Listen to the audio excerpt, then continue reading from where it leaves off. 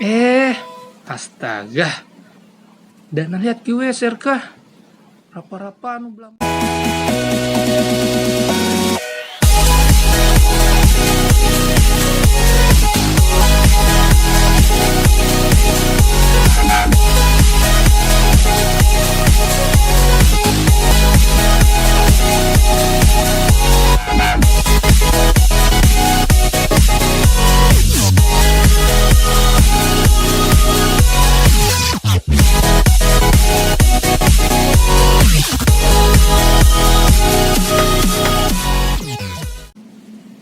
Sorry nih guys, tadi ada sedikit insiden.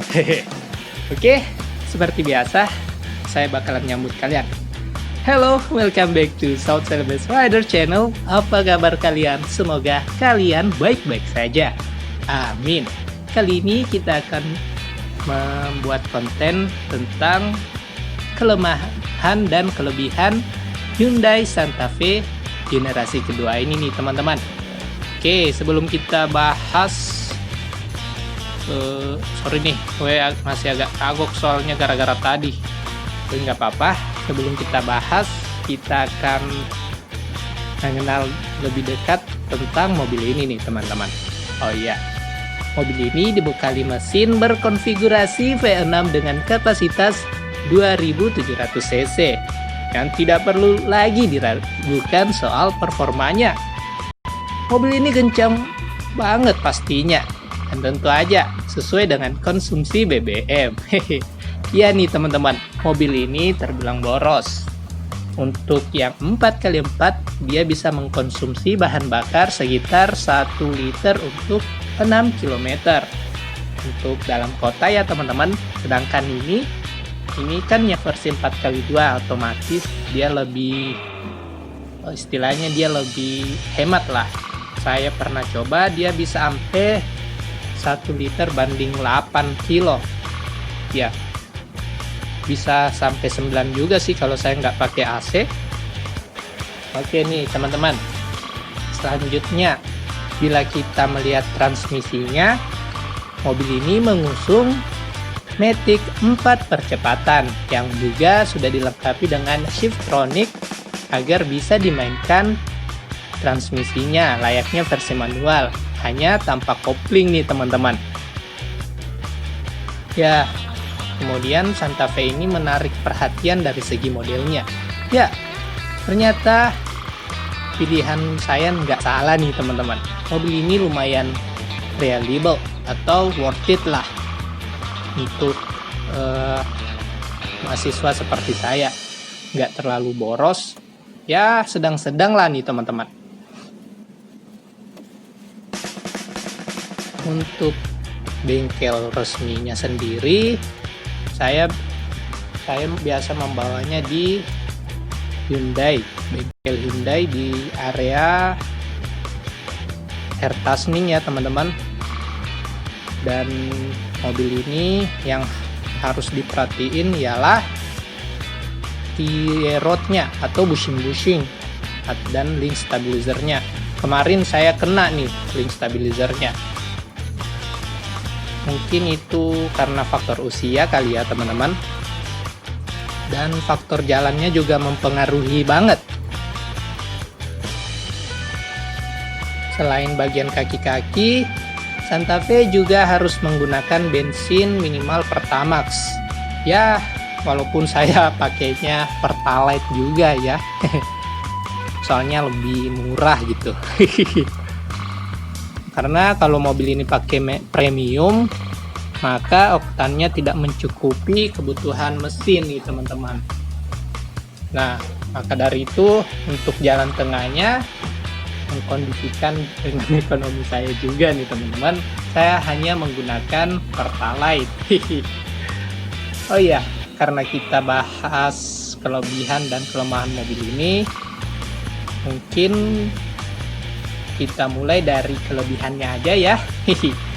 Oh iya, kelebihan mobil ini ialah yang pertama yang saya rasakan, kelebihannya terbilang luas ya. Mobil ini luas dari beberapa sektor. Nah, Selain itu, karena ini modelnya ini monokok ya, dia menggunakan monokok, tentunya kabinnya juga sangat nyaman dibandingin leather frame. Dimana-mana gitu ya teman-teman, kayak Honda CR-V kalau dibandingin sama Fortuner tentunya lebih nyaman CR-V karena dia menggunakan monokok.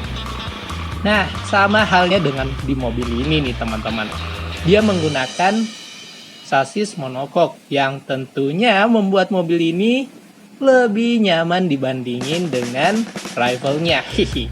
Oh ya, ini 3 baris ya teman-teman. Apa lagi ya? Oh ya, selain nyaman, mobil ini memiliki fitur yang beragam.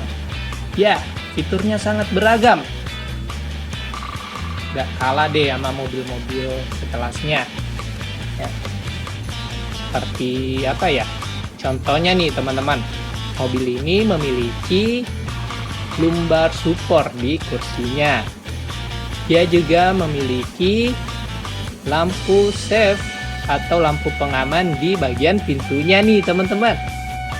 Dan terakhir di bagian lacinya di sini udah soft opening dan memiliki lampu. Iya. Oh ya, ini yang tipe 4x2 ya teman-teman, tahun 2008, jadi dia nggak punya sunroof. Kalau yang 4x4 tahun sekitar tahun 2006 dia punya sih, kayak yang di review sama Ombi Channel. Mobil ini jarang banget nih teman-teman.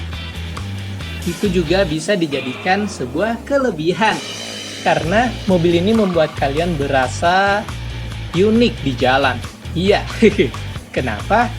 Karena itu, karena jarang dipakai, jarang yang lihat di mobil, kalian berasa spesial di jalan dan pada nengok, ini mobil apaan sih? Tunggu dulu ya, ini mau putar balik dulu. Oh ya, aneh agak pilek nih teman-teman, jadi sorry kalau suara aneh kayak gini. Hati-hati nih.